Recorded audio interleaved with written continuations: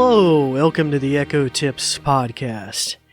In this week's episode, we're going to be talking about a feature that allows you, hopefully, to diagnose possible internet connectivity problems with your Amazon Echo line of devices. So before we get into that in any sort of detail, we're going to go to a brief message about our podcast, and then we'll be right back. This episode is brought to you by the New Vision program at Goodwill. We're also grateful for the kind use of WVTF Studios. New Vision is a program of Goodwill that provides information services and assistive technology training to individuals with visual impairments living in Southwest Virginia. Goodwill Industries of the Valleys is a nonprofit organization serving the New River, Roanoke, and Shenandoah Valleys of Virginia. Goodwill's mission services help individuals with disabilities and disadvantages to get back to work and gain greater independence. These shows are provided for educational purposes.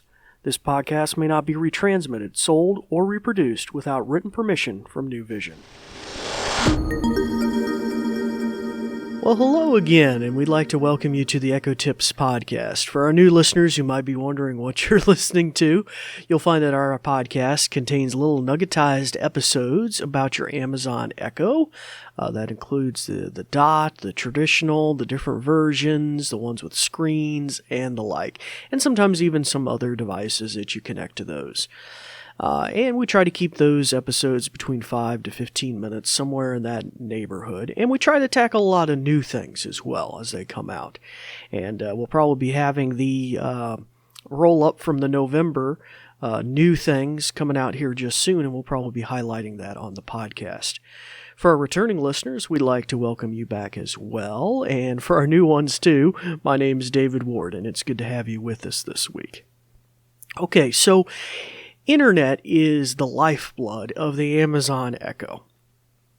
The ability to query the A-Lady and ask her questions and what the weather is and how far I am from the nearest Walmart or whatever all depends on it taking that snippet of the question that you ask, sending it up to the cloud, up to the servers at Amazon, and them doing their hard computational work on that and then returning an answer.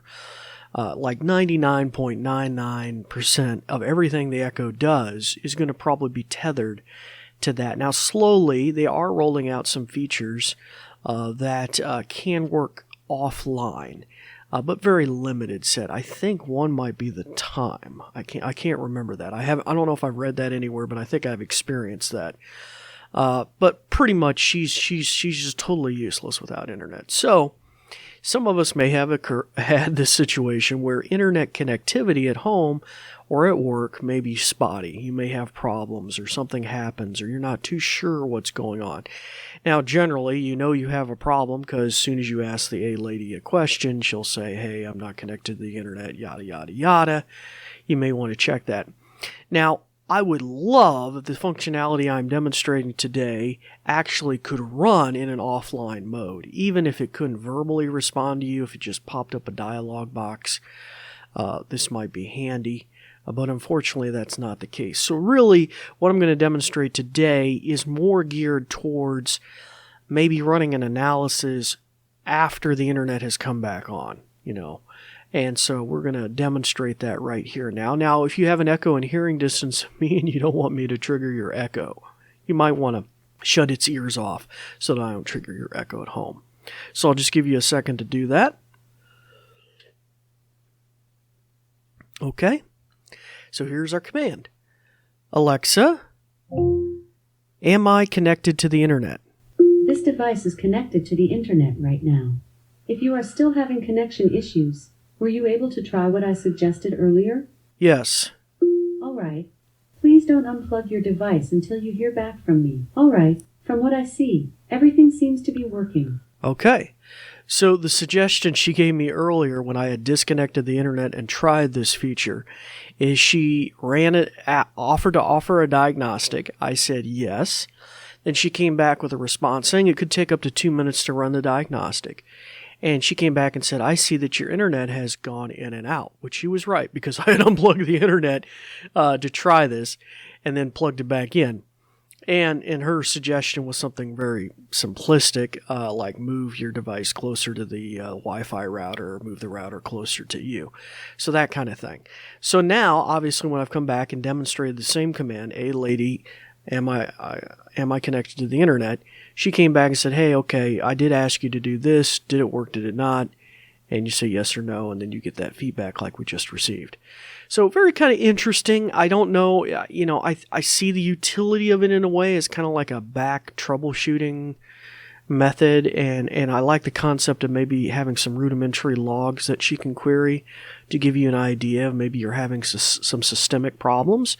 I especially could see this being useful if you have a home automation thing where you're really needing her to turn the lights on at night or as a theft deterrent, or run the sprinklers in the day. I could see a lot of these things when maybe you're not around to do it, and that could be very important that her connectivity isn't going in and out, and you can't figure out why the sprinklers aren't coming on or something like that. But anyway, that just kind of gives you a little idea of how you can run that utility.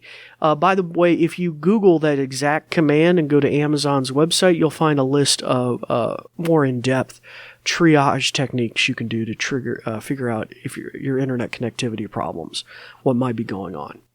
All right, so that brings this episode to a close, and we thank you for your listening. If you'd like to find out more about what I'm doing, feel free to check out our website, goodwillvalleys.com/New Vision. That's all lowercase and no spaces. By the way, I don't know if I've ever mentioned this on the podcast. You can go there and scroll near the bottom of the page and even sign up for our monthly newsletter. It's free of charge. It deals with a lot of different programs and services that we do, which are predominantly geared towards the visually impaired here in southwestern Virginia. But you'll also find a running list of our Echo episodes or Echo Tips podcast and things like that. So you might find some utility in that as well.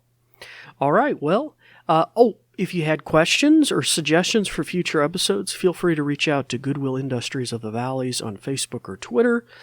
And until next time, it's time to turn the ears back on your Echo, start practicing some of the many things that you've learned. I'm David Ward for the New Vision program, and we thank you for listening. Thanks, Dave. In conclusion, let me tell you a thing or two. This episode is brought to you by New Vision at Goodwill Industries of the Valleys, and it is also made possible in part by a grant from Community Foundation serving Western Virginia. And there's more. We're also grateful for the kind use of WVTF Studios. New Vision is a program of Goodwill that provides information services and assistive technology training to individuals with visual impairments living in Southwest Virginia. For more information, check out our website at goodwillvalleys.com/newvision, with no spaces. Goodwill Industries of the Valleys is a nonprofit organization serving the New River, Roanoke, and Shenandoah Valleys of Virginia. Goodwill's mission programs help individuals with disabilities and disadvantages to get back to work and gain greater independence. These shows are provided for educational purposes. This podcast may not be retransmitted, sold, or reproduced without written permission from New Vision. Thanks for listening.